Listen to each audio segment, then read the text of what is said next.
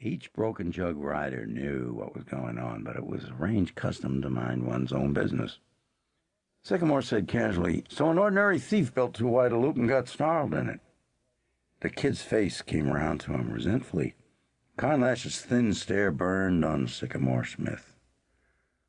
"Why, was he ordinary, friend Smith? He never stole off the small man. He only stole off the rich, and he died game." "Chicken thief, sneak thief, cow thief, all the same," said Sycamore. "And he died out in the brush, miserably, full of holes, like all thieves die. As for being game, even a skunk is game when cornered." Young Willie Morgan turned to Con Lash, mutely begging the man to defend the greatness of Sam Bass. Con Lash merely shrugged his shoulders and faded against his blankets. There was no more talk. The ease of the night was gone, and Sycamore received Major Percy's unspoken warning as he settled down. The fire ebbed. The wind bore a stronger call from the north. Broken Jug slept the quick, quiet sleep of the range. At 3 o'clock, the night horse wrangler wakened the cook, and presently 2,000 cattle wound away under the thinning mists of another day. Those brown bodies of the cattle made an undulating column across flat and coulee, going on at a shuffling pace that dropped the leagues behind, answering to the pull of the north as would a compass needle. Dust rose from the dry earth like smoke, burying the drag riders. Sycamore came out of that yellow pall at an easy lope and drew abreast of Major Percy, who paced on in an attitude of benevolent prayer. "Sycamore," said Percy, "I've been watching the air storm up between you and Lash.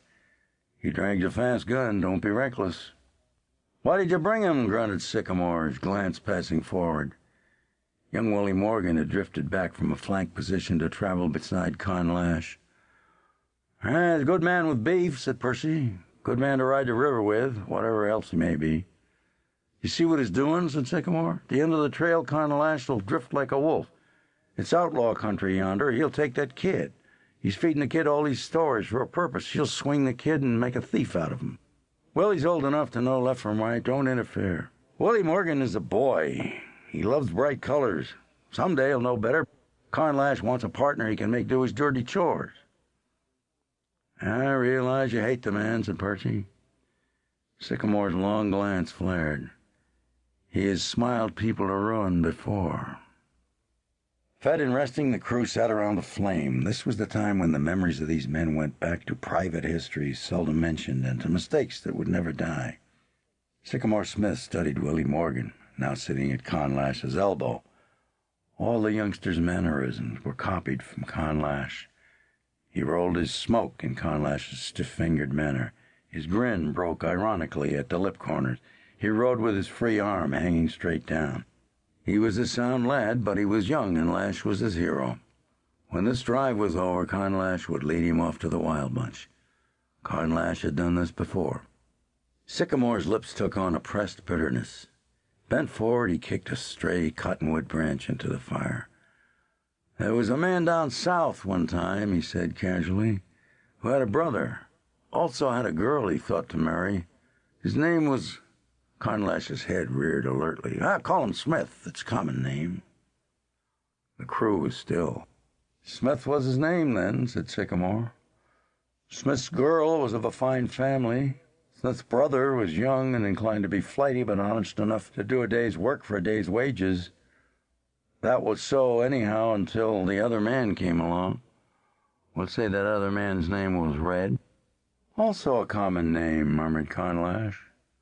"The story's short," drawled Sycamore. "This Red was the sort to please you. He could make himself agreeable to a man or a woman. In this case he did both.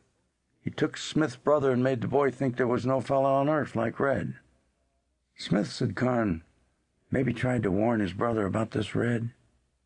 "Just so, but it didn't help. Red made a cattle thief of the boy by speaking of the admirable character of an outlaw. The two worked the rustling business for several months. And whilst about this, Red meanwhile got the girl's interest by his handsome manners and married her." "Leaving Smith in the cold," said Con, contemptuously amused. "In the cold," murmured Sycamore.